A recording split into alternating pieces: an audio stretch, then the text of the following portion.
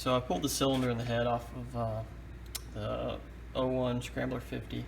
I've just been doing a few checks on it, kind of going through. I actually pulled it all apart and cleaned up the frame. Anyways, I checked the compression. It was a little low. I think it was like 90 psi when I checked. I think the recommendation is over 100. I think maybe all the way up to 115 or 130. I can't remember. Anyways, this is a little bit low. So some of the checks you can do on the cylinder and on the head itself are check for any warpage or waviness to these mating surfaces. So to do that, it calls for just basically taking a straight edge and putting it across the surface here, and then check for gaps underneath. So it calls for a 2/1000 as the maximum gap you can have. So I checked all these and they're all good. So there's 6 different ways to check. 2 across, and then 4 here, here, and here. Same thing on the head.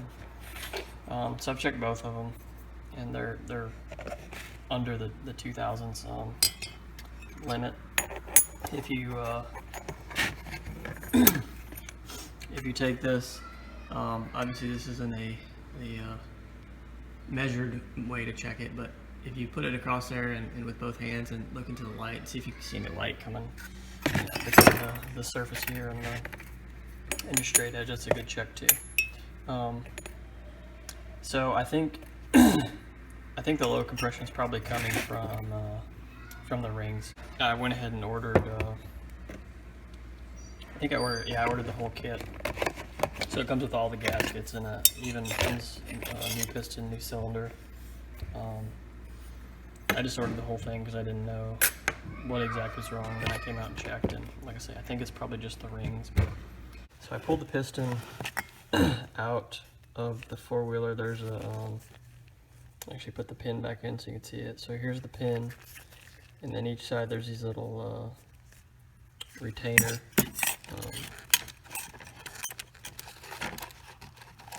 If I can get it. There it is. Anyways, you pull that out of, you can see the one in here. Pull that out, push your pin out, and then you can take it off the crankshaft. You can take the piston off the crankshaft. So, again, I don't know exactly. I had a little bit low compression. I thought it might be the rings. So I've actually got a ring in here now. So I pulled the rings off, and basically you can set it in here. Just compress it where it slides in, and then take your piston and just push it down in there. I think it shows about a 1/2 inch or so. But here's how you can measure your gap. You can see right there. So the service manual calls for no more than 30/1000 gap. I'm less than that. I'm about 15, but pretty easy to do. Just take your feeler gauge and check your ring gap. So I've checked the piston or the cylinder top right here, and it was not up spec flushness. I checked the head, and it was not up spec. The only thing I did see on the piston here, you can see some wear right here on both sides. So I don't know if that was there before. I assume it was not, but looks like a little wear on each side of the skirt here. So we have that, and again, I may have showed this already, but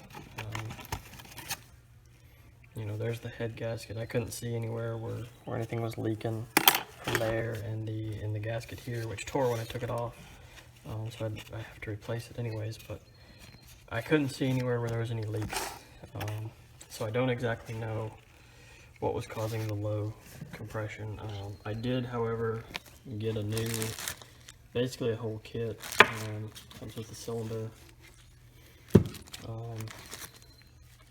a new piston. Again, you can see this piston on the skirt here. Doesn't have that wear like the old one did. Comes with new rings, new retainers, a pin, a connecting rod, and then a couple gaskets. So I'm going to install this. Again, basically just the opposite. I'll put my rings on my piston and use a little oil.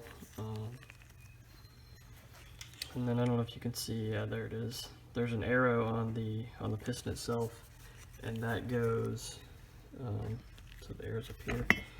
That points down to the exhaust.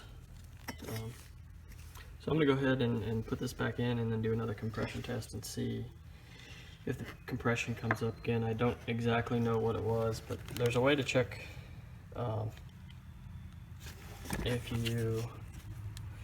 if this was still installed on the four-wheeler. You know, check the compression and then put a little oil down in the cylinder and then recheck the compression.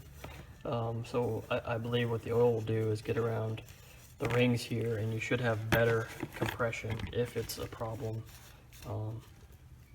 with your rings or anything in your cylinder here, because that oil will kind of fill that gap or void. So that's one check that I didn't do, but can be done. Like I say, I'm just going to install this and recheck it. Okay, so I just wanted to show you these clips here that go on the side of the piston. They were kind of tricky to put in. You can see I got the one on the far side here in already, and I won't be able to put this one in until after I you know, get the shaft installed through the crankshaft. But anyways, I'm going to show you what I did, if I can. So it's kind of shaped like an E. So what I did was I put the front nose in first, and there may be a proper way to do this, I just don't know. This is what worked for me though. I put the front nose in first, and then with both hands kind of held it in, and then I just rotated, you know, rotated this around until the tail end there kind of fell in. So again, stick the nose of the E and just rotate it around until the tail here pops into that groove.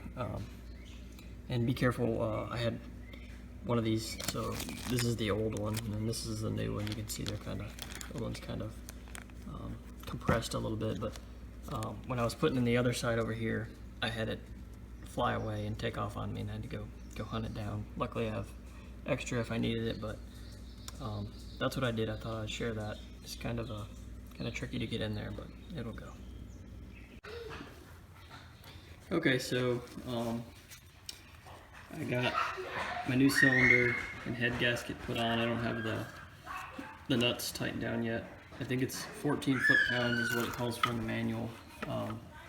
And just to let you guys know what I did buy, it's not a genuine Polaris rebuild kit or anything. It's just a kind of a cheaper aftermarket one. The reason I went with the cheaper one is just because it was cheaper. Obviously this isn't a new four-wheeler, it's an older four-wheeler, and I think the new, you know, the OEM parts were $200 to $300 to get all the parts that I got. I got a few other things as well, but you know, just economy. This may end up being junk, and I might regret it, but I figure for the price, we'll see how it does. And like I say, as the kids are getting older, the younger one will ride this for a while, but it, you know, he'll outgrow it before I know it. So, anyways, just to let you know what I did. So I'll let you know when I get it all tightened up. I got to put a few things back on, the intake, and of course I had my generator, the stator, and everything cover off. So I'm going to put it all back together and do another compression test and see if it improves.